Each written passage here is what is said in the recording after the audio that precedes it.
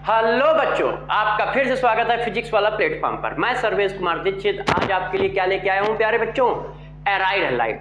आपको मैंने alkyl halide में सारी बातें बता दी, मगर अभी एरोमेटिक हैलाइड के बारे में कुछ नहीं बताया कि यदि एरोमेटिक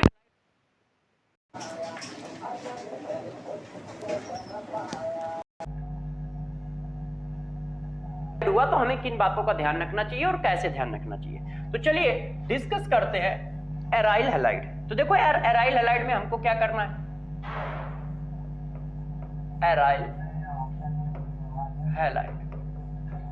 ये देखो, अब इस बात को जरा समझो। मैंने आपको कहा था कि एरोमेटिक हैलाइड SN1 SN2 नहीं देते हैं। यदि आप लोगों को यह बात ध्यान हो तो इस बात को मैंने फोकस किया था कि एरोमेटिक हैलाइड जो होते हैं वो SN1 SN2 रिएक्शन नहीं करते।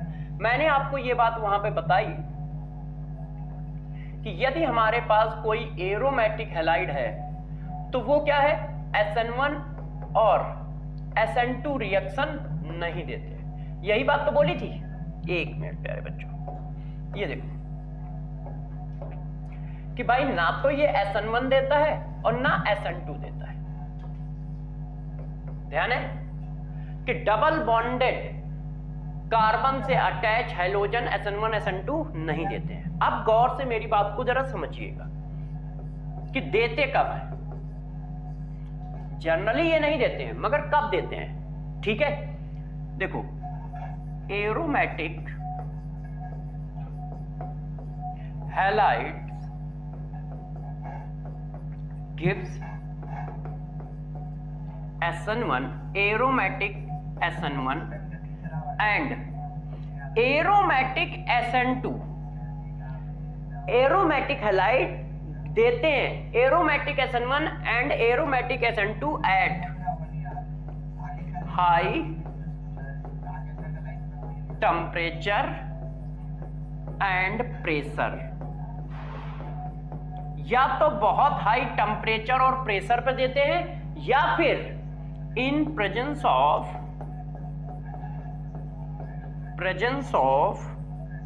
number of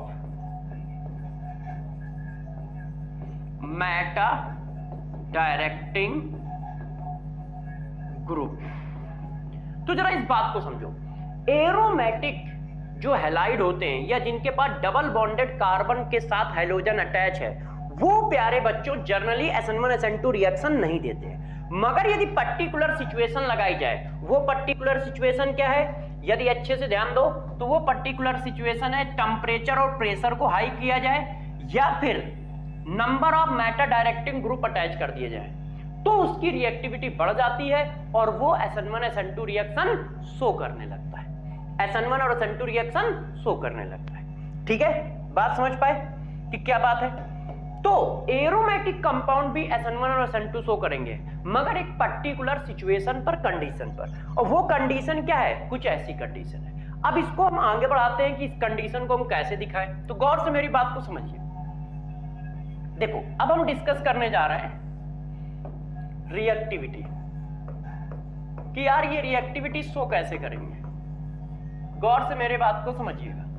देखो यार प्यारे बच्चों, ये क्लोरोबेंजीन है, ऐसे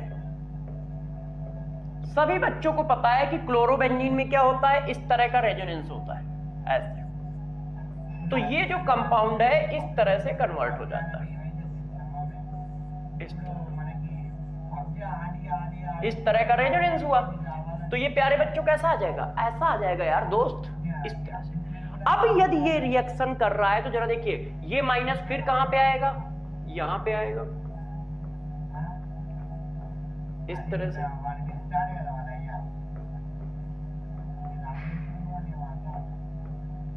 फिर ये माइनस कहां पे आएगा, यहां पे आएगा, इस तरह से अल्टरनेट मूव करता है ना प्यारे बच्चों। ये देखो इस तरह से। फिर ये कहां मूव करके पहुंचेगा, यहां मूव करके पहुंचेगा। तो कुछ इस तरह से रेजोनेंस चल रहा होगा। इसके हिसाब से ये क्या है, आर्थो पैरा डायरेक्टिंग है। क्यों, यहां पे आ रहा है। मगर जो हमें चाहिए वो क्या है, जरा गौर समझो। ये क्या है, ये वाला जो है, अब इसका यदि मैं हाइब्राइड स्ट्रक्चर बनाऊं तो यार ये कुछ ऐसा बनेगा। देखिए कि हाइब्राइड स्ट्रक्चर कैसा बनेगा। ये आया हाइब्राइड स्ट्रक्चर। ध्यान दीजिएगा प्यारे बच्चों, यदि हम इसके हाइब्राइड स्ट्रक्चर की बात करें तो ये आया। ये देखो, ये पार्शली डबल बॉन्ड है जिसकी वजह से वो रिएक्शन नहीं कर पाता है। क्यों? क्योंकि इसके पास एक पार्शली डबल बॉन्ड होता है। तो अब हम करते क्या है, देखते जाइएगा। अब हम क्या करते हैं, यदि इस पर हम मेटा डायरेक्टिंग ग्रुप बढ़ा देते हैं। देखिए हमने इस पर एक मेटा डायरेक्टिंग ग्रुप लगा दिया NO2। अब जरा बताओ NO2 कैसा होता है, मेटा डायरेक्टिंग होता है। तो मेटा डायरेक्टिंग आर्थो पैरा पे क्या ले जाते हैं, प्लस। ये देखो आ गया। अब प्लस चार्ज आ जाएगा तो रिएक्टिविटी बढ़ जाएगी। क्यों? क्योंकि आप न्यूक्लियोफाइल का अटैक करा रहे हो ना, तो न्यूक्लियोफाइल पर अटैक करने की टेंडेंसी क्या होगी, बढ़ जाएगी। क्यों बढ़ जाएगी? क्योंकि मेटा डायरेक्टिंग ग्रुप वहां पे प्लस चार्ज ला रहा है जिससे स्टेबिलिटी बढ़ेगी। तो जरा देखो ऐसे। अब मान लो किसी ने 2 NO2 लगा दिए, एक की जगह पे 2 NO2 लगा दिए, एक यहां लगा दिया और एक प्यारे बच्चों यहां लगा दिया। अब इसके हिसाब से Meta directing group ortho para पे क्या लाते हैं, प्लस। ये आ गया। अब जरा देखो इस वाले ग्रुप के हिसाब से जरा चेक करो, तो इसके हिसाब से भी ये प्लस, ये प्लस। भाई इस ग्रुप का अर्जेसेंट ये है, अपोजिट ये। तो अब देखो कितने नंबर आप पॉजिटिव चार्ज होगा, 2। तो पॉजिटिव चार्ज बढ़ेगा तो न्यूक्लियोफाइल तेजी से अटैक करेगा, तो रिएक्टिविटी और ज्यादा हो गई। किसी ने कहा कि यार हम 3 NO2 लगा दे, तो ऐसे। ये देखो इस तरह से।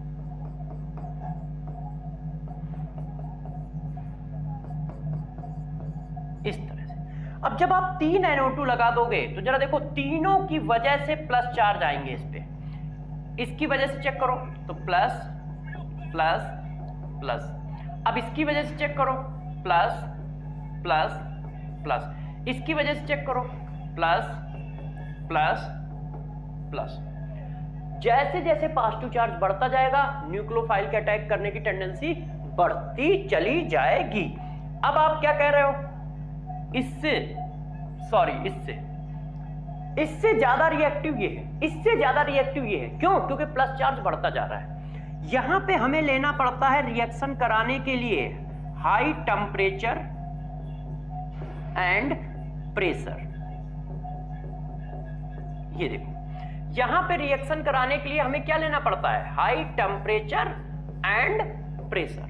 मगर यहां पर रिएक्शन क्या होती है, यहां पर रिएक्शन बहुत फास्ट होती है, फास्ट एरोमेटिक SN2 रिएक्शन। यहां पर बहुत तेजी से रिएक्शन होती है। क्यों होती है? क्योंकि जैसे जैसे मेटा डायरेक्टिंग ग्रुप लड़ते चले जाएंगे तो मेटा डायरेक्टिंग ग्रुप जब इस पर लगेंगे तो रिएक्टिविटी को क्या कर देंगे, बढ़ा देंगे। इस तरह से जैसे जैसे मेटा डायरेक्टिंग ग्रुप लगाते चले जाओगे रिएक्टिविटी बढ़ती चली जाएगी, और रिएक्टिविटी बढ़ती चली जाएगी तो क्या होगा, आसानी से रिएक्शन हो पाएगी। क्यों? क्योंकि प्लस चार्ज आ रहा है तो न्यूक्लियोफाइल तेजी से अटैक करेगा और ब्रेक करके निकल जाएगा। तो जरा देखो इसका मतलब ये हुआ कि यदि हम क्लोरोबेंजीन पे मेटा डायरेक्टिंग ग्रुप लगाते चले जाएं तो रिएक्टिविटी बढ़ती चली जाएगी और आसानी से वो क्या करता है, न्यूक्लियोफाइल को निकाल सकता है। फॉर एग्जाम्पल जरा इस बात को समझो।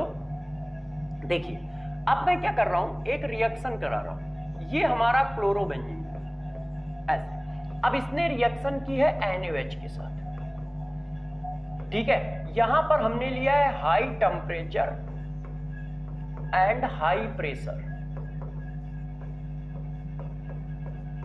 ऐसे।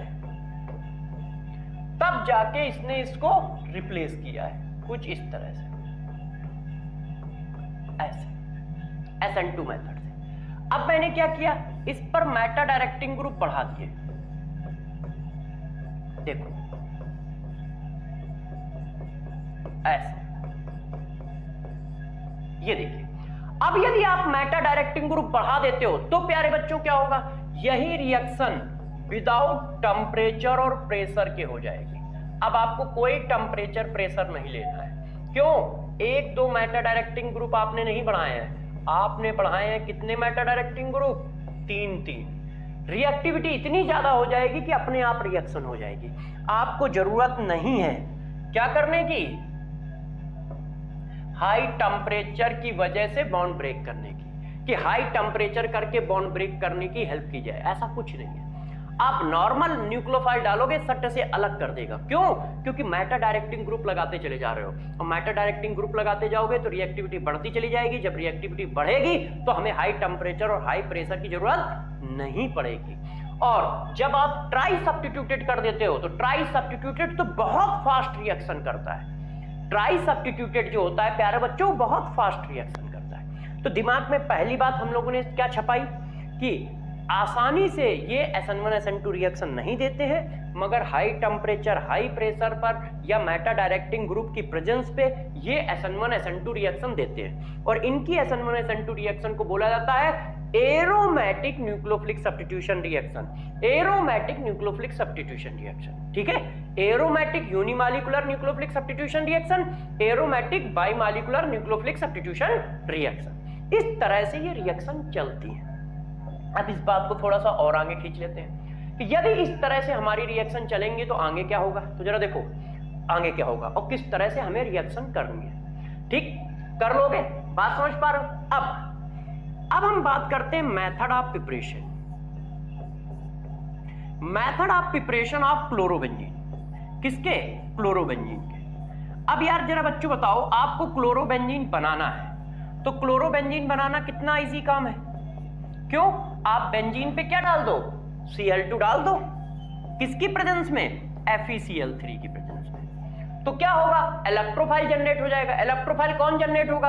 आप सभी को पता है इलेक्ट्रोफाइल जनरेट होगा Cl पॉजिटिव, और Cl पॉजिटिव जब जनरेट होगा तो इस तरह से आ गया, क्या बन गया? क्लोरोबेंजीन बन गया।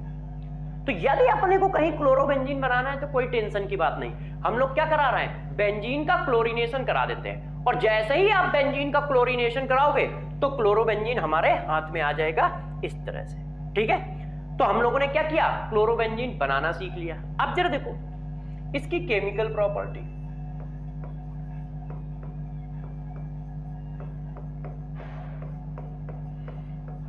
यदि प्यारे बच्चों हम इसकी केमिकल प्रॉपर्टी का डिस्कशन करें तो कैसे करें?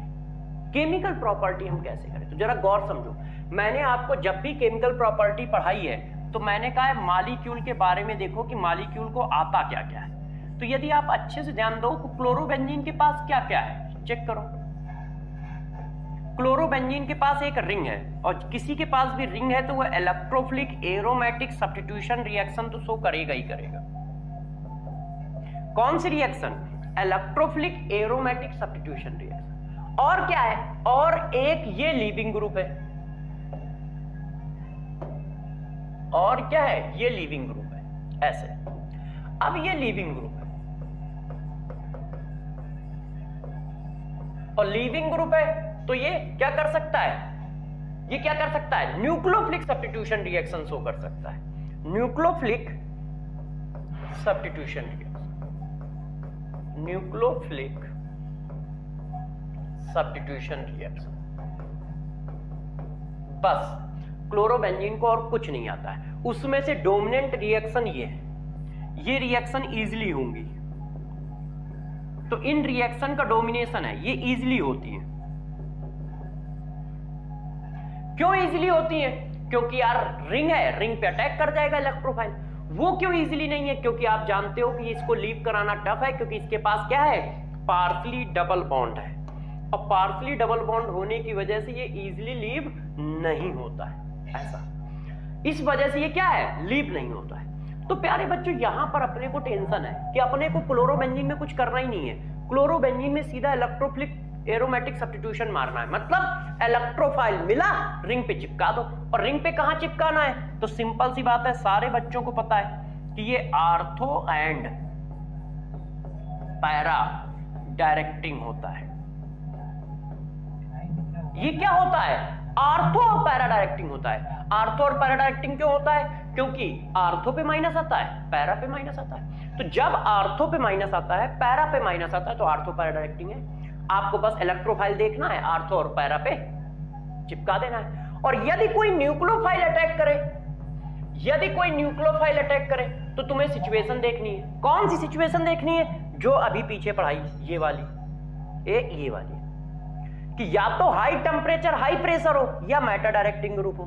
यदि हाई टेम्परेचर हाई प्रेशर या मैटर डायरेक्टिंग ग्रुप होंगे तो क्या हो जाएगा, तो फिर ये न्यूक्लियोफिलिक सब्स्टिट्यूशन रिएक्शन होगी, नहीं तो नहीं होगी। हमेशा कौन सी हो रही है, एरोमेटिक सब्स्टिट्यूशन रिएक्शन हो रही है। आप इलेक्ट्रोफाइल देखोगे और आर्थो और पैरा पे क्या करोगे, सॉरी चिपका दोगे।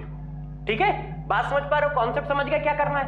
अपने को कुछ नहीं करना है, जो आ रहा है देखा, अच्छा बेटा कौन आ रहा है, देखा क्या आ रहा है, इलेक्ट्रोफाइल आ रहा है, खट्टे से उठा के रिंग पे चिपका दिया। देखा यार न्यूक्लियोफाइल आ रहा है, तो फिर मैंने क्लोरीन की ओर झांका कि भाई देखो न्यूक्लियोफाइल आ रहा है, क्या तुम्हारे पास मैटर डायरेक्टिंग ग्रुप है, तो क्लोरीन ने कहा यस है, तो फिर रिएक्शन करा दी। यदि क्लोरोबेंजीन ने कहा नहीं है, तो देखा टेम्परेचर हाई है प्रेशर हाई है, हाँ, तो न्यूक्लियोफिलिक सब्स्टिट्यूशन करा दिया। यदि देखा दोनों में से कुछ नहीं है तो मना कर दिया, भैया तुमसे ना हो पाएगा। क्या कहेंगे, तुमसे ना हो पाएगा। क्यों, क्योंकि तुम्हारे पास रिक्वायरमेंट नहीं है, जिस चीजों की जिनसे रिएक्शन होती वो नहीं है, मतलब हाई टेम्परेचर हाई प्रेशर नहीं है और साथ साथ में मैटर डायरेक्टिंग ग्रुप भी नहीं है। तो जब दोनों नहीं है तो तुम न्यूक्लियोफिलिक सब्स्टिट्यूशन करोगे कैसे। तो हम लोग क्लोरोबेंजीन को साफ बता देंगे, तुमसे ना हो पाएगा। ठीक है कि नहीं, तुमसे ना हो पाएगा। तो समझ गए, क्लोरोबेंजीन के पास कुछ नहीं होता है, या तो वो ये करता है या ये करता है। ये रेयर है, इसके लिए स्पेसिफिक कंडीशन चाहिए, इसके लिए कुछ नहीं चाहिए, धड़ाधड़ कराते चले जाओ, कुछ नहीं चाहिए होता है। तो चलो अब हम लोग इनकी रिएक्शनों को पढ़ते हैं। देखिए अब हम आते हैं इनकी केमिकल रिएक्शन। तो रिएक्शन में सबसे पहले हम हैलोजिनेशन कर लेते हैं। तो जरा देखो हैलोजिनेशन कैसे करोगे, इसको जरा समझो प्यारे बच्चों कि हैलोजिनेशन कैसे किया जाता है। तो जरा देखो यार, हमारे पास क्लोरोबेंजीन है ऐसे, अब क्लोरोबेंजीन में क्या डाल दो, Cl2 डाल दो, किसकी प्रेजेंस में, FeCl3 की प्रेजेंस में। तो इलेक्ट्रोफाइल बन जाएगा क्या, ये कहां लगा दोगे, एक बार आर्थो पे चिपका दो, एक बार क्या करो, पैरा पे चिपका दो, बात खत्म हो गई यार। अपने को कुछ एक्स्ट्रा करना ही नहीं है, एक बार आर्थो चिपका दिया, एक बार पैरा चिपका दिया। मेजर कौन, मेजर हो गया, मेजर कौन है, ये बात खत्म। अब जरा बात को और आगे बढ़ाते हैं। यदि मान लो कहीं पर हमें ये ना मिले तो फिर हम क्या करें, अब हम कर रहे हैं नाइट्रेशन, कि भाई नाइट्रेशन कैसे किया जाए। फिर हम इसी के नीचे कर देते हैं सल्फोनेशन, कि सल्फोनेशन कैसे किया जाए। तो जरा देखो यार प्यारे बच्चों, अब हमें यदि नाइट्रेशन करना है तो नाइट्रेशन का रेजेंट कौन होता है, तो सभी बच्चों को पता है नाइट्रेशन का रेजेंट होता है कंसंट्रेट HNO3 एंड H2SO4। और इसका इलेक्ट्रोफाइल कौन जनरेट होगा, NO2 पॉजिटिव। तो बस यार क्या करोगे, एक बार आर्थो पे NO2 लगा दोगे और एक बार कहां लगा दोगे, पैरा पे NO2 लगा दोगे, ऐसे। एक बार क्या करोगे, आर्थो पे NO2 चिपका दोगे, एक बार क्या करोगे, पैरा पे NO2 चिपका दोगे, इस तरह से काम कर लोगे। तो देखो नाइट्रेशन में ऐसे है। सल्फोनेशन में क्या करोगे, सल्फोनेशन करा लो, तो सल्फोनेशन में भी कुछ नहीं करना है। सल्फोनेशन कंसंट्रेट H2SO4 की प्रेजेंस में होता है, वेपर ऑफ H2SO4। और इसका इलेक्ट्रोफाइल कौन होता है, इसका इलेक्ट्रोफाइल होता है SO3। मगर चिपकता कौन है, चिपकता है कौन, SO3H। किसी ने कहा सर कैसे, तो ये बात अभी मैंने पीछे पढ़ाई है। कब पढ़ाई है, जब आपने पढ़ी है क्या, आपने क्या पढ़ा है, इलेक्ट्रोफिलिक एरोमेटिक सब्स्टिट्यूशन रिएक्शन। वहां पर मैंने बताया था कि SO3, ध्यान रखना, इलेक्ट्रोफाइल होता है मगर चिपकता SO3H है। क्यों, क्योंकि जब बेंजीन इसको इलेक्ट्रॉन देगा तो ये माइनस हो जाएगा, तो ये क्या करता है, प्रोटॉन गेन करके अपने को न्यूट्रल कर लेता है, इसीलिए हो जाता है SO3H। तो देखो सल्फोनेशन ऐसे, नाइट्रेशन ऐसे, ये ऐसे, कोई दिक्कत तो है नहीं। अब फीडल-क्राफ्ट रिएक्शन, अब आप चाहें तो इसकी फीडल-क्राफ्ट रिएक्शन भी कर लें। तो यार फीडल-क्राफ्ट रिएक्शन कैसे होगी, तो भैया फीडल-क्राफ्ट रिएक्शन में दो पार्ट है, एक होता है क्या, एल्काइलेशन, एक होता है एसाइलेशन। तो एल्काइलेशन कर लो। तो एल्काइलेशन कैसे करोगे, ये क्लोरोबेंजीन है ऐसे, आपने क्या डाल दिया एल्काइलेशन के लिए, ये किसकी प्रेजेंस में, AlCl3 की प्रेजेंस में। तो जैसे ही ये डालोगे तो यार इलेक्ट्रोफाइल कौन जनरेट होगा, ये। ध्यान है कि नहीं, क्यों, क्योंकि ये तो रिएक्शन कर जाएगा ना इस तरह से और ऐसा डक्ट बना लेगा। ये देखो इस तरह से। ये हमारा क्या है, ये हमारा है लुईस एसिड। इसके पास वैकेंट ऑर्बिटल है, तो ये पकड़ के क्या करेगा, इसका Cl खींच लेगा और अपना डक्ट पूरा कर लेगा। ऐसा क्यों करता है, क्योंकि ये इलेक्ट्रॉन डिफिशिएंट भी है। चेक कर लो, ये क्या है, इलेक्ट्रॉन डिफिशिएंट भी है। तो जब ये इलेक्ट्रॉन डिफिशिएंट है तो अपनी डिफिशियंसी को कम करने के लिए तेजी से क्लोरीन को खींचता है और जिसकी वजह से इलेक्ट्रोफाइल जनरेट हो जाता है। और ये इलेक्ट्रोफाइल कहां लगेगा, एक बार आर्थो पे और एक बार प्यारे बच्चों कहां पे लगाओगे, पैरा पे लगा दोगे, इस तरह से। तो हमने क्या बना लिया, आर्थो सब्स्टिट्यूशन बना लिया और हमने क्या बना लिया, पैरा सब्स्टिट्यूशन बना लिया। देखो है, तो आर्थो सब्स्टिट्यूशन आ गया और पैरा सब्स्टिट्यूशन आ गया। इस तरह से सब्स्टिट्यूशन करते चले जाओगे। बातों को समझ रहे हो किस तरह से कर रहा हूं, है एल्काइलेशन कर लिया। अब एसाइलेशन की बात आई, देखो एसाइलेशन कैसे करोगे। एसाइलेशन का मतलब क्या होता है, एसाइलेशन का मतलब होता है एसाइल ग्रुप का एडिशन। और मेरे दोस्त एसाइल ग्रुप कौन होता है, CH3, ये देखो। अब किसकी प्रेजेंस में करोगे, उसी की प्रेजेंस में करोगे और चिपका दोगे। कहां पर, आर्थो पे और पैरा पे। ये देखो। अच्छा, क्या किसी बच्चे को ये कंफ्यूजन है कि रिंग पर रिएक्शन करे, न्यूक्लियोफिलिक सब्स्टिट्यूशन भी हो सकता है, ऐसा कोई कंफ्यूजन किसी को है? तो मेरे हिसाब से ऐसा कंफ्यूजन किसी को नहीं होगा। ये क्या न्यूक्लियोफाइल है? नहीं, ये तो सिर्फ इलेक्ट्रोफाइल ही जनरेट करते हैं। इसका इलेक्ट्रोफाइल कौन होता है, हर बच्चे को पता है, ये होता है इसका इलेक्ट्रोफाइल। हमने कहां पढ़ाया था, फीडर-क्राफ्ट रिएक्शन में पढ़ाया था। तो अब जरा बच्चों बताओ, क्या ये न्यूक्लियोफाइल है? नहीं, तो रिंग पे ही तो ऐड होगा, आर्थो पे, पैरा पे। क्या ये न्यूक्लियोफाइल दिख रहा है तुम्हें? नहीं, तो कहां ऐड होगा, रिंग पे ऐड होगा, आर्थो पे, पैरा पे।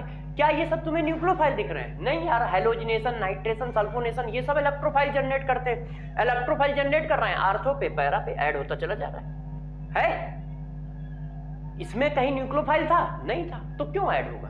बस आर्थो पैरा पे कर लो। अब वही रिएक्शन हम ऐसे कराएं। अब देखना, न्यूक्लियोफिलिक नेचर की रिएक्शन, रिएक्शन ऑफ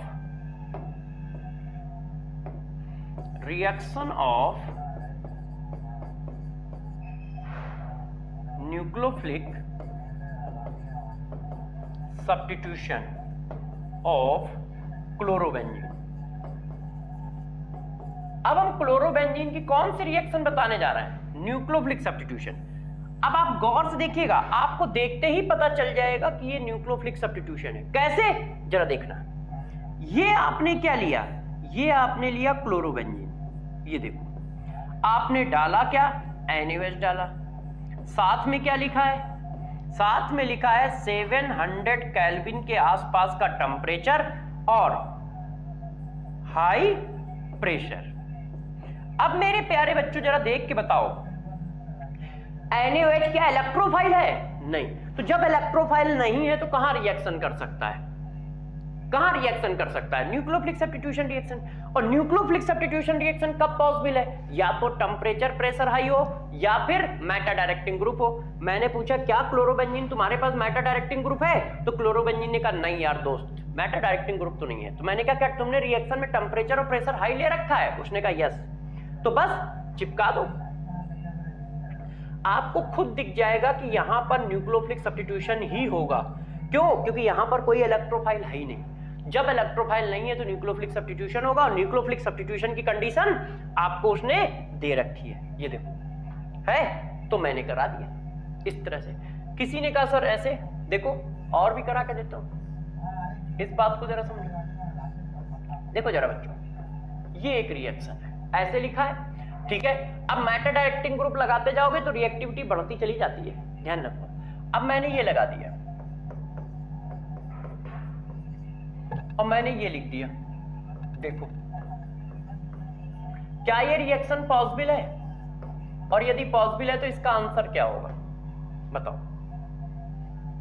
अब जरा एक भी बच्चा देख के ये बताए कि ये वाला ग्रुप है कौन सा, COCH3, ये कैसा ग्रुप होता है, ये बताओ। ये मेटा डायरेक्टिंग ग्रुप होता है कि नहीं होता है?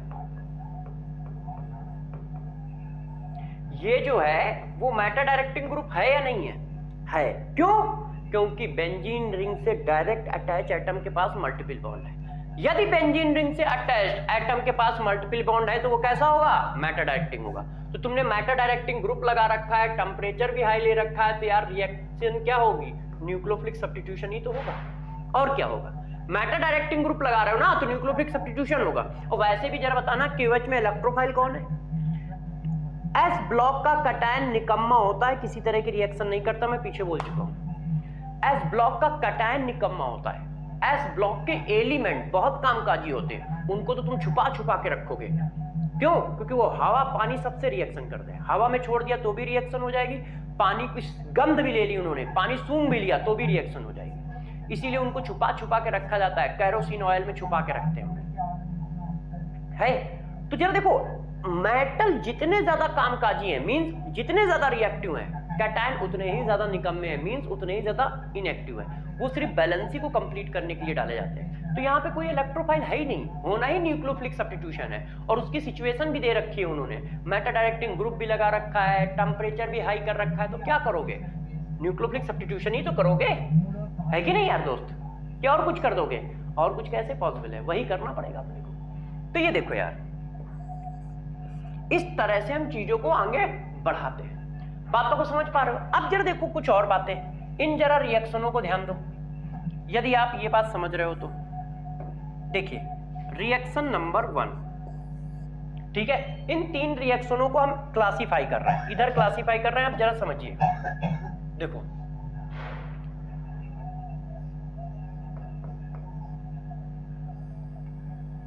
तीन रिएक्शन का क्लासिफिकेशन एक साथ कर रहे हैं, जैसे आपको समझ में आ जाए।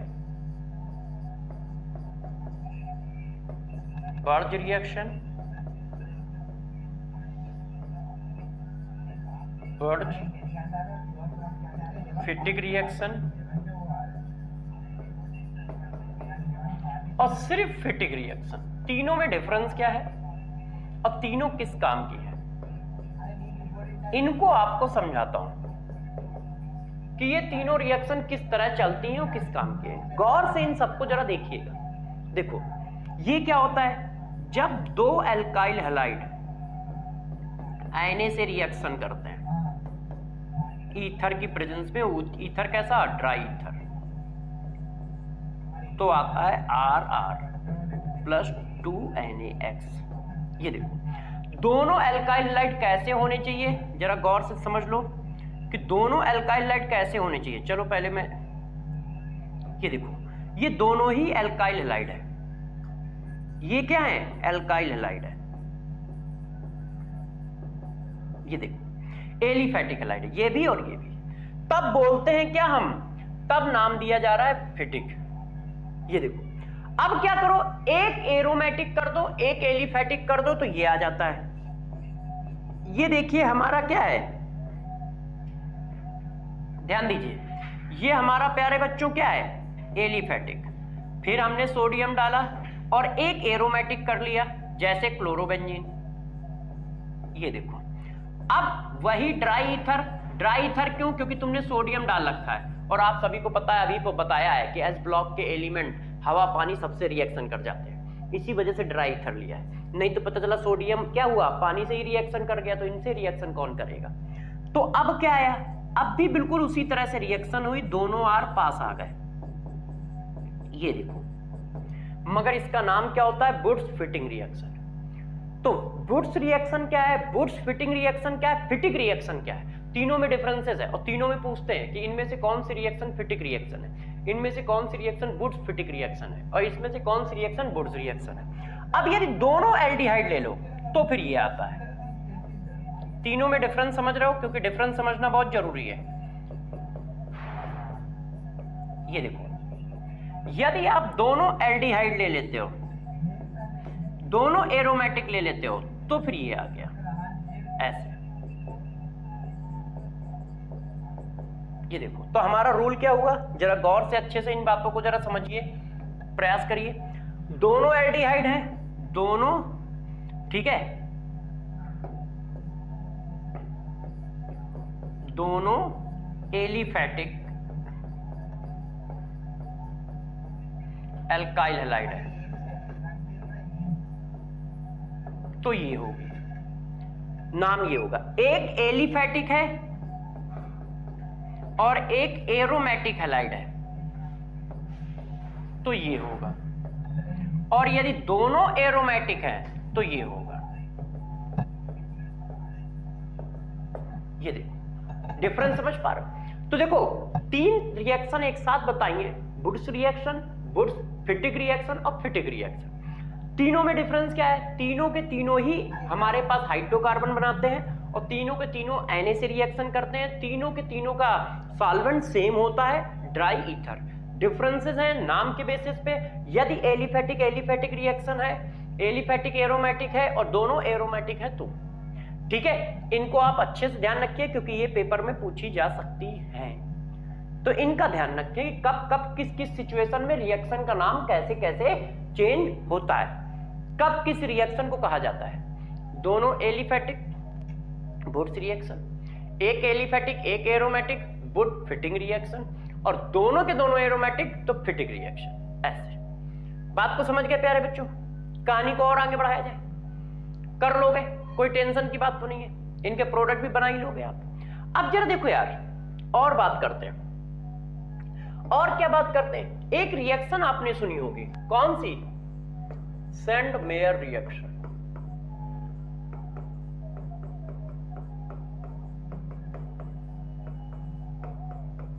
ये देखो, सैंडमेयर रिएक्शन के बारे में कुछ बताते हैं, ठीक है? जरा इसको समझिए,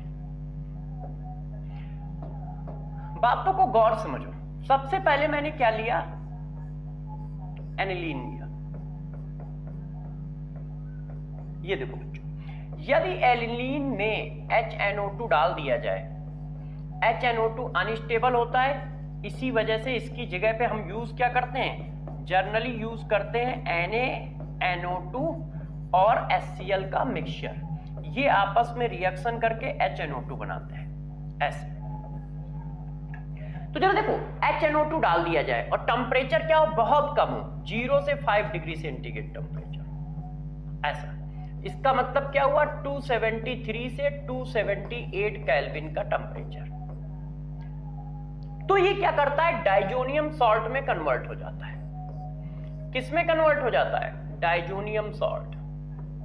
ये देखो ऐसा, किस में कन्वर्ट हो गया? डाइजोनियम सॉल्ट में कन्वर्ट हो जाता है ऐसा। ठीक है प्यारे बच्चों, इतनी बात समझ गए? इतनी बात समझ गए कि डाइजोनियम सॉल्ट में कन्वर्ट हो जाता है। इसको बोला जाता है बेंजीन, बेंजीन डाइजोनियम क्लोराइड। इसको क्या बोला जाता है? बेंजीन डाइजोनियम क्लोराइड ऐसे। ये डाइजोनियम सॉल्ट है और नाम दिया जाता है बेंजीन डाइजोनियम क्लोराइड। अब गौर से मेरी बातों को समझना, बेंजीन डाइजोनियम क्लोराइड जो होता है वो सिंपल इस तरह से ब्रेक हो जाता है। जैसे ही इसको हल्का सा हीट करोगे ना, वैसे ही ये इस तरह से ब्रेक हो जाएगा, या तो फ्री रेडिकल में या कार्बोकैटायन में ऐसे। या तो ये फ्री रेडिकल बनाता है या बच्चों ये बनाता है कार्बोकैटायन ऐसे ऐसे। और ऐसा बनाता क्यों है? क्योंकि रिलीज होता है N2। N2 जो होता है वो बेस्ट लीविंग ग्रुप है,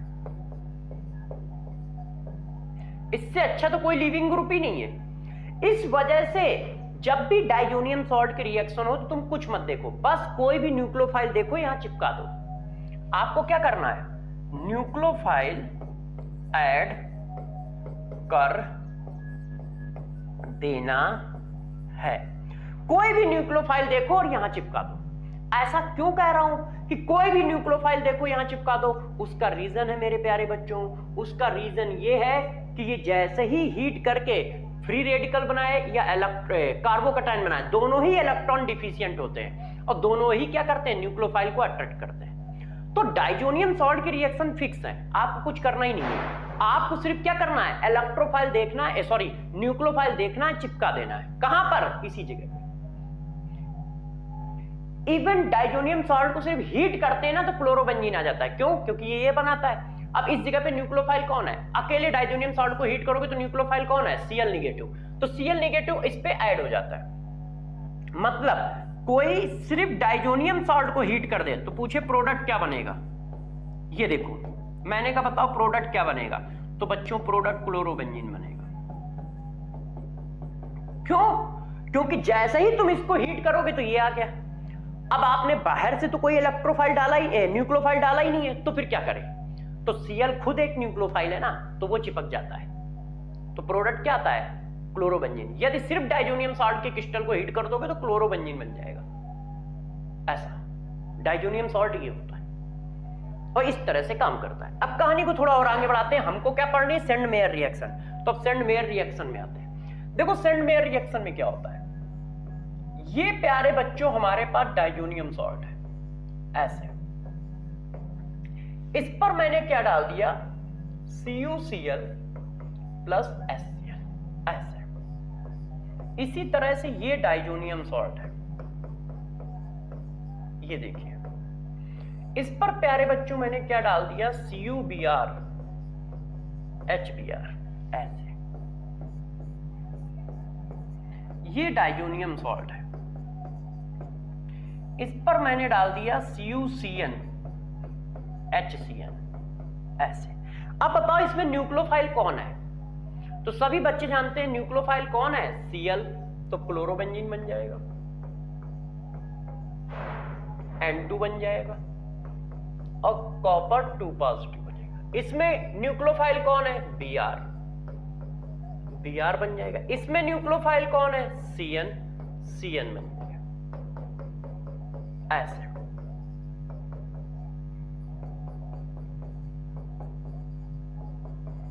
ये देखो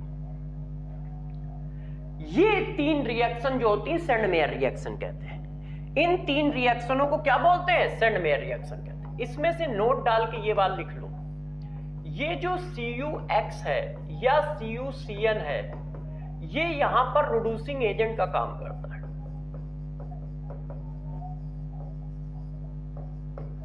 ये देखो तभी आप चेक करो यहां पे +1 से क्या गया है, +2 गया है।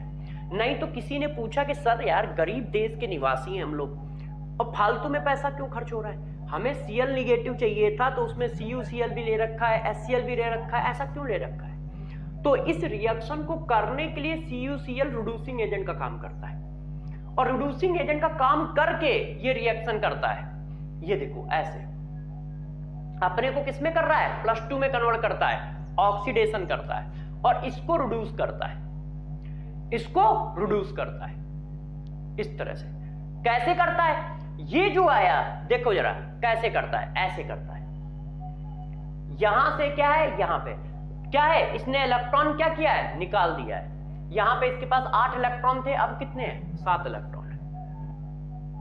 ये देखो तो ये रिड्यूसिंग एजेंट का काम करता है, इसको रिड्यूस करता है, इलेक्ट्रॉन देता है। इस तरह से ये फ्री रेडिकल रिएक्शन होगी, इलेक्ट्रॉन मिलेगा इसको। ओह सॉरी आगे चलना है। ये देखो तो पहली बात, पहला क्वेश्चन पूछा जाता है सेंड मेयर रिएक्शन कौन है, तो ये तीन रिएक्शन सेंड मेयर रिएक्शन बोली जाती है और कोई नहीं, ध्यान रखिएगा।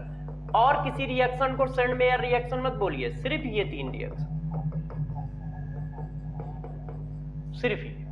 और यदि क्वेश्चन को और डीप ले गया तो वो ये पूछेगा ये जो cuprous chloride, cuprous bromide, cuprous cyanide है, ये काम क्या करते हैं, तो ये रिड्यूसिंग एजेंट होते हैं, रिएक्शन को रिड्यूस कराते हैं जिससे कॉपर +2 में जाता है और इनका क्या बन जाता है, क्लोरो, ब्रोमो और साइनो बेंजीन बन जाता है। और आपको क्या रखना है, यदि मैकेनिज्म पूछता है तो आपको बस इतना ध्यान रखना है जो भी न्यूक्लियोफाइल है वही चिपकेगा, देखो वही चिपका है इस तरह से। मगर यहां पर नोट डाल के देखते हैं, गौर से मेरी बातों को समझिएगा, ठीक है। मगर यही रिएक्शन देखिए, नोट डाल के लिख देता हूं ऐसे, यदि हमें प्यारे बच्चों कहीं पर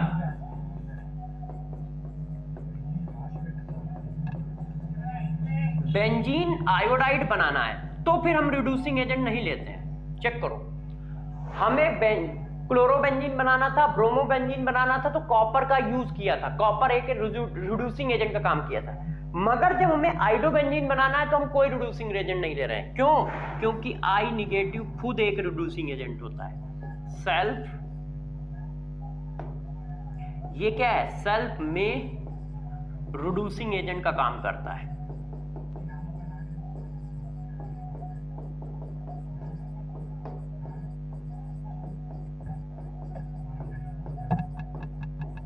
ये खुद सेल्फ में रिड्यूसिंग एजेंट का काम करता है। मतलब ये रिड्यूसिंग एजेंट भी है, न्यूक्लियोफाइल भी है। तो इसको बाहर से रिड्यूसिंग एजेंट की जरूरत ही नहीं है।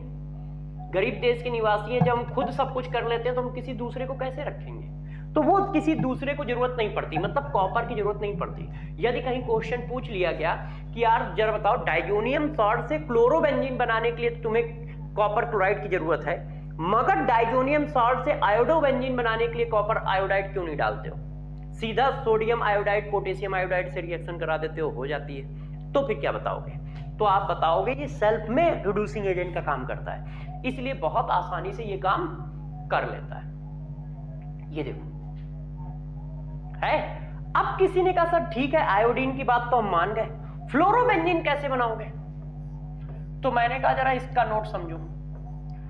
फ्लोरोबेंजीन नहीं बन सकता है तो हम क्या करते हैं, इसमें एक स्पेसिफिक रेजेंट डालते हैं। वो स्पेसिफिक रेजेंट क्या है, जरा उसकी कहानी समझना। वो स्पेसिफिक रेजेंट होता है कॉम्प्लेक्स कंपाउंड ऑफ फ्लोराइड। हम फ्लोराइड का कॉम्प्लेक्स कंपाउंड डालते हैं। कौन सा? जैसे देखो HbF4 HSbF6, ये क्या करते हैं? ये एसिड है, प्रोटॉन रिलीज करके ये देखो कॉम्प्लेक्स आयन बनाते हैं। ये कॉम्प्लेक्स आयन है। इसी तरह ये भी है, ये कॉम्प्लेक्स आयन। तो पहले क्या होता है, जैसे ही तुमने ये डाला तो पहले तो सिंपल सी बात है, मैंने आपको क्या पढ़ाया है? मैंने आपको एक ही बात बताई है, ये इस तरह से हो जाता है। पहले तो ये ऐसे बना लेता है।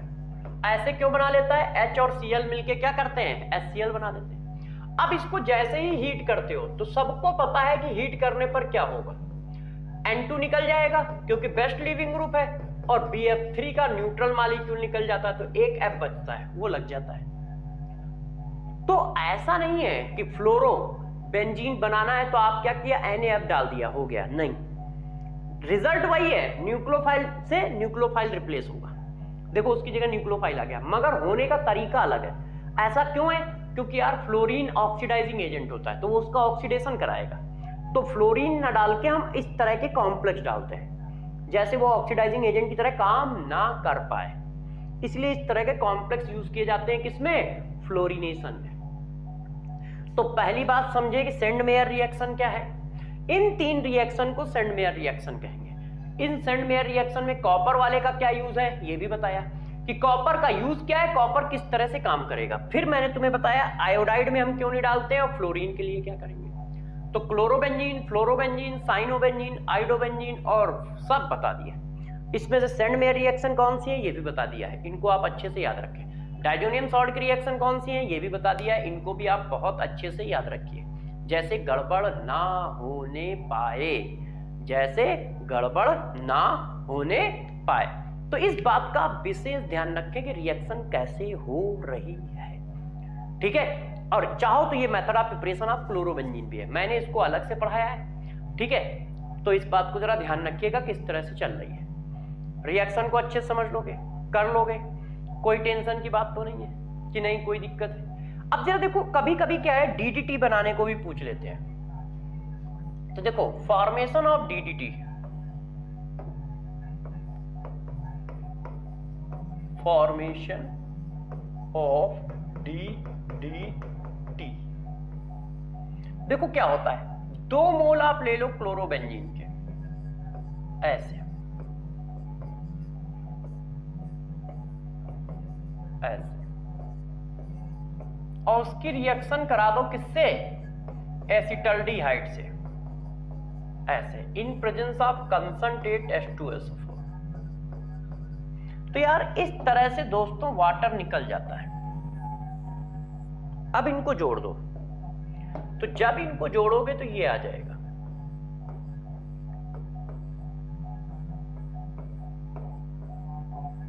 ऐसे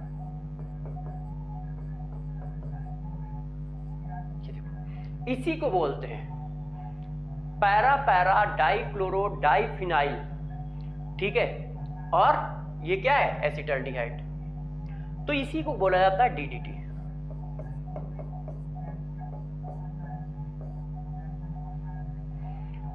ये देखो, अच्छा हाँ, यहां पे 3 हाइड्रोजन लगाओगे। 1 मिनट, थोड़ा सा चेंज कर दूं, नहीं तो ट्राइक्लोरो कहां से आएगा? CCl3।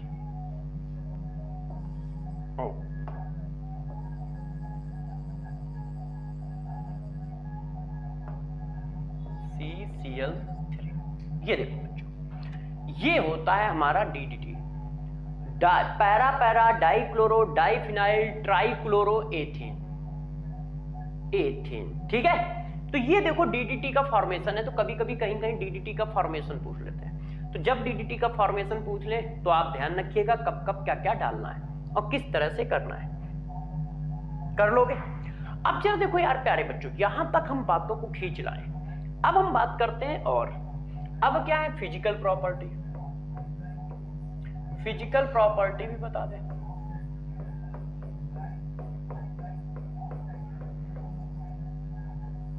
कि फिजिकल प्रॉपर्टी क्या होती है। तो जरा देखो फिजिकल प्रॉपर्टी के बारे में डिस्कस करते हैं। गौर से देखिएगा। पहला point, methyl fluoride, methyl chloride, ethyl chloride, ठीक है, और फ्लोरो क्लोरोमेथेन, मेथेन, ये सब क्या होते हैं मेरे प्यारे बच्चों? गैस।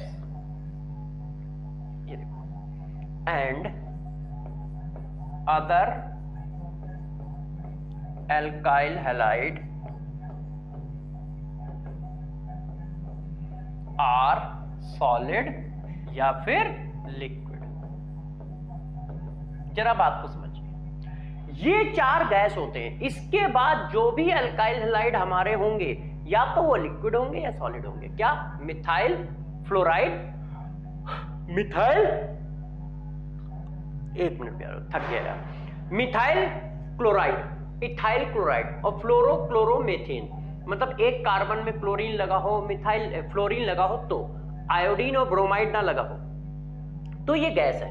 और अदर अल्काइल हैलाइड कैसे होंगे? लिक्विड या सॉलिड होंगे। अब बॉइलिंग पॉइंट की बात आई। देखो यार, यदि हम बॉइलिंग पॉइंट की बात करें तो बॉइलिंग पॉइंट यहां पर एक ही काम करता है, कुछ नहीं करता है। सिंपल सी बात है, इतना सा कि बॉइलिंग पॉइंट जो होता है वो मॉलिक्यूलर वेट के डायरेक्टली प्रोपोर्शनल है। डायरेक्टली प्रोपोर्शनल ऐसा, जब सेम वेरिएबल क्या है? वेरिएबल है हैलोजन। यदि हैलोजन वेरिएबल है तो मतलब यदि किसी ने मेरे से पूछा कि इनका बॉइलिंग पॉइंट बताओ, ये देखो 1, ये देखो 2, ये देखिए 3। बता सकते हो प्यारे बच्चों कि बॉइलिंग पॉइंट किसका ज्यादा है? हैलोजन वेरिएबल है। तो जब कहीं पर हैलोजन वेरिएबल होगा तो बॉइलिंग पॉइंट क्या होगा? मॉलिक्यूलर वेट के प्रोपोर्शनल होगा। इसका मतलब ये आएगा, ये देखो। अब मान लो हैलोजन कांस्टेंट है तो जरा देखो, जितनी ज्यादा ब्रांच बॉइलिंग पॉइंट उतना कम ब्रांच। क्या क्या कांस्टेंट है? जरा गौर से ध्यान रखिएगा, क्या क्या कांस्टेंट है? हैलोजन कांस्टेंट है और मॉलिक्यूलर वेट भी कांस्टेंट है। किसका? अल्काइल का। मतलब अल्काइल में सेम नंबर ऑफ कार्बन है। तब क्या होगा, जितनी ज्यादा ब्रांच होंगी बॉइलिंग पॉइंट उतना कम होगा। मतलब किसी ने हमसे ये पूछ लिया तो हम क्या बताएंगे, देखो एक कार्बन, दो कार्बन, तीन कार्बन, चार कार्बन, एक मैंने ऐसे लिखा, एक ऐसे लिख लिया और एक ऐसे लिख लिया। ये देखो, अब बताओ तो हम क्या करेंगे, ए का बॉइलिंग पॉइंट सबसे ज्यादा, फिर बी और फिर सी। हाइड्रोजन कांस्टेंट है पहला पॉइंट। दूसरा पॉइंट चेक करो तो कार्बन भी कांस्टेंट है, 1 2 3 4, 1 2 3 4, 1 2 3 4। तो जब हाइड्रोजन भी कांस्टेंट और कार्बन भी कांस्टेंट, तो जितनी ज्यादा ब्रांचे उतना कम बॉइलिंग पॉइंट। तो आंसर क्या आएगा, ये आ जाएगा। ठीक है ना, बात को समझ पा रहे हो बॉइलिंग पॉइंट के लिए। अब जरा देखो यार, यदि कहीं बॉइलिंग पॉइंट इसका पूछ लिया जाए तो ये खतरनाक है। जब भी पूछा जाएगा तो आप और हम दोनों लोग फंस जाएंगे। ऐसा नहीं कि अकेले आप फंसोगे, हम भी फंसेंगे। ये देखो, अब यार बताओ जरा इनके बॉइलिंग पॉइंट के बारे में। तो देखो इनका बॉइलिंग पॉइंट क्या होता है, आर्थो का सबसे ज्यादा, फिर पैरा का, फिर मेटा का। और यदि मेल्टिंग पॉइंट पूछे तो पैरा का सबसे ज्यादा, आर्थो का, मेटा का, due to packing in solid state. ये देखो, देखो यार यहां पर किसका रोल होता है, पैकिंग का रोल होता है। जितनी ज्यादा अच्छी पैकिंग उतना ज्यादा अच्छा मेल्टिंग पॉइंट, जितनी ज्यादा अच्छी पैकिंग उतना ज्यादा अच्छा मेल्टिंग पॉइंट। तो ध्यान रखिएगा, ये पूछा जा सकता है क्योंकि ये एनसीईआरटी में दिया हुआ है, इसलिए ये इंपॉर्टेंट है। वैसे यदि एनसीईआरटी में ना दिया होता तो ना पूछा जाता। क्यों, क्योंकि काफी कुछ रटने वाला क्वेश्चन है, मगर एनसीईआरटी में दिया है इसलिए पूछा जा सकता है, क्योंकि एनसीईआरटी की बात आप जानते हो, वहां पे रटने वाले क्वेश्चन भी आ सकते हैं। तो जितने भी रटने वाले क्वेश्चन होते हैं वो एनसीईआरटी के अंदर होते हैं। कॉन्सेप्चुअल क्वेश्चन कहीं से भी आ सकता है, मगर यदि कहीं पर डाटा या कुछ रटने वाले जैसा है तो वो एनसीईआरटी से ही गिरता है। तो ध्यान रखिएगा इसका जरा, इस क्वेश्चन को भी। क्यों, क्योंकि ये भी आपसे पूछा जा सकता है मेरे प्यारे बच्चों, ये भी आपसे पूछा जा सकता है। तो जब ये पूछा जाएगा तो कैसे करोगे, तो इस बात का जरा ध्यान रखें कि हमें करना कैसे है, हमें करना कैसे है। ठीक है, अब एक बात आप सभी बच्चे ध्यान रखें कि कब हम क्या पढ़ाएंगे। देखो बहुत सारे बच्चे इस बात को सोच रहे होंगे कि हाइड्रोकार्बन में सर ने रिडक्शन नहीं पढ़ाया है, और इसी तरह से अल्काइल हैलाइड एराइल हैलाइड में एक मेथड ऑफ प्रिपरेशन मैंने मिस कर रखा है। यदि किसी बच्चे ने ध्यान से देखा हो, अल्कोहल के रिएक्शन ZnCl2 और HCl से, अल्कोहल की रिएक्शन ZnCl2 और HCl से कराने पर अल्काइल हैलाइड बनता है, मगर ये लुइकस टेस्ट है। ये एल्डिहाइड कीटोन अल्कोहल में मैं डिटेल से पढ़ाऊंगा, यहां पर वो सिर्फ मेथड ऑफ प्रिपरेशन में। तो जो भी चीजें एक आध रिएक्शन यदि कहीं मिसिंग है तो इसका मतलब ये नहीं कि वो छोड़ी गई हैं, वो अलग जगह पे पढ़ाऊंगा। क्यों, क्योंकि मेरे पढ़ाने के सीक्वेंस में वो कहीं दूसरी जगह पे आती है। जैसे यहां पर लुइकस टेस्ट में कहां, अल्कोहल में पढ़ाऊंगा, क्योंकि वो टेस्ट ऑफ अल्कोहल है, तब वहां उसकी पूरी डिटेल दूंगा।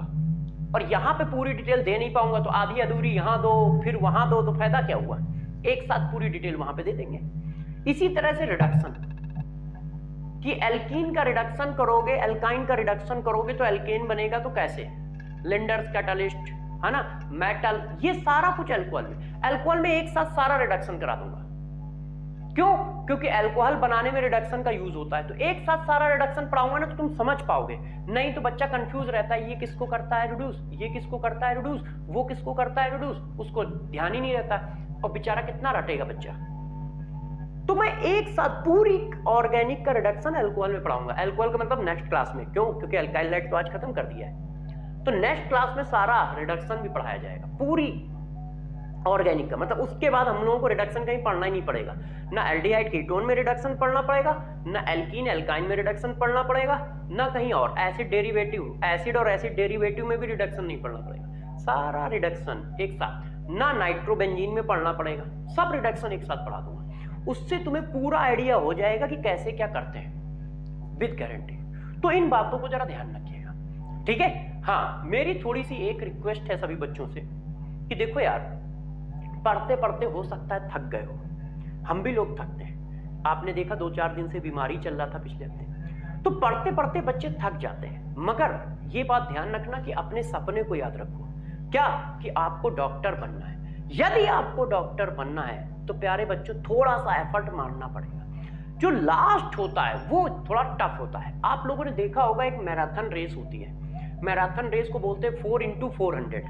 4x400 में क्या होता है, 4 लोग होते हैं, बैटन लेके दौड़ते हैं, है ना। तो पहला वाला बहुत फास्ट भागता है, फिर दूसरा वाला और धीरे हो जाता है, तीसरा वाला थोड़ा और धीरे, मगर जो लास्ट में आता है वो बहुत तेज भागता है। तो ध्यान रखिएगा कि ये मैराथन रेस है, 4x4 वाली मान लो या फिर लॉन्ग रन वाली मान लो, जिसमें 10-10, 15-15 किलोमीटर मतलब हाँ 10-10, 15-15 किलोमीटर या 100-100 किलोमीटर दौड़ना पड़ता है, वो वाली रेस मान लो। इन दोनों ही रेसों में ध्यान दीजिए कि वो पहले खूब तेजी से भागते हैं, फिर वो अपने को कांस्टेंट स्पीड से बढ़ाते रहते हैं कि बस मैं बहुत पीछे ना हो जाऊं, बहुत आगे ना जाऊं, कोई दिक्कत नहीं है, मगर अपनी एनर्जी को बचाते रहते हैं। और लास्ट के जब 1 किलोमीटर या 500 मीटर या 200 मीटर आते हैं तो अपनी स्पीड को फिर बहुत तेजी से बढ़ाते हैं। तो क्या ये उनकी प्लानिंग है? और यदि है तो क्यों है? लगातार पहले ही क्यों नहीं पूरी ताकत से भागता रहता है? ऐसा क्या है कि पहले से ही वो पूरी ताकत से भागता रहे? उसको पता है क्या कि हमारे पास इतनी एनर्जी है, अब इस एनर्जी को हम कैसे यूज करें। भाई सोचने की बात है कि यदि हमारे पास कोई रिले रेस चल रही है तो वो पहले स्पीड बढ़ाता है, फिर कांस्टेंट स्पीड से दौड़ता है कि आगे और पीछे ना हो पाए, और लास्ट में जब वो एंड पॉइंट पे पहुंच रहा होता है तो उससे 500 मीटर पहले या 300 मीटर पहले सभी रेसर अपनी स्पीड को बढ़ा देते हैं और पूरी ताकत से बढ़ा देते हैं, और फिर कोई एक रेस जीत जाता है। तो मैं बस यही पूछना चाहता हूं कि यार पहले से ही लगातार वो बहुत तेज क्यों नहीं भाग रहा था? लगातार यदि वो तेज भागता रहता तो सब लोग पीछे रहते है, सबके साथ दौड़ने की क्या जरूरत है, वो सब लोग पीछे रहते। ऐसा क्यों करता है? ऐसा इसलिए करता है, उसको पता होता है कि उसके पास कितनी एनर्जी है और उसी समय पे एनर्जी खर्च भी करनी है, एनर्जी स्टोर भी करनी है। तो वो एक प्लान है उसका जिससे वो एनर्जी खर्च भी करता रहता है, स्टोर भी करता रहता है, और फिर लास्ट में जाके उसी स्टोर एनर्जी से वो रेस को जीतता है। उसी तरह से मेरे प्यारे बच्चों पढ़ाई भी है। आप जब एडमिशन लेते हो तो बहुत तेजी से पढ़ते हो, फिर एक कांस्टेंट स्पीड से पढ़ते हो, है ना, और फिर लास्ट में क्या होता है, आपको स्पीड बढ़ानी होती है। तो मैं बस इतना ही कहना चाह रहा हूं कि लास्ट के अब 300 मीटर बचे हैं। अब यदि वो लास्ट के 300 मीटर बचे हैं तो तुम अपनी पूरी एनर्जी को बढ़ाओ, 5th गियर में गाड़ी को डालो और जी जान लगा के अब लग जाओ, अपना बेस्ट एफर्ट दो, डरो नहीं, बेस्ट एफर्ट दो। इंजीनियर नहीं बनेंगे, डॉक्टर नहीं बनेंगे तो कोई जिंदगी थोड़ी बर्बाद हो जाती है। बहुत कुछ है दुनिया में करने के लिए। ध्यान रखिएगा, आपको हमेशा मौका मिलेगा अपना कैरियर संभालने का, मगर सबसे इजी मौका ये होता है 12th वाला। तो पूरी ताकत के साथ लग जाइए, क्योंकि अब लास्ट के 300 मीटर रह गए हैं। तो लास्ट के 300 मीटर में हम अपना बेस्ट एफर्ट देंगे। तो बेस्ट एफर्ट देने का टाइम आ गया है, तो आप अपना बेस्ट एफर्ट दीजिए, ठीक है। लगातार 3 महीने, अब बस 3 महीने हमारे पास है, तो 3-4 महीने हम अपना बेस्ट एफर्ट दें और बेस्ट एफर्ट देके सेलेक्ट हो, ठीक है। तो कोशिश करिए, बातों को समझिए और मानिए, ठीक है, और प्लान को फॉलो करें। All the best. Next class में फिर मिलूंगा, तब तक के लिए आप लोग खुश रहें, स्वस्थ रहें, खुशी रहें और अपने एम को ध्यान रखें कि अब लास्ट के 300 मीटर है, इसलिए हमें 5th गियर पे गाड़ी डाल के अपना बेस्ट एफर्ट देना है। Good bye.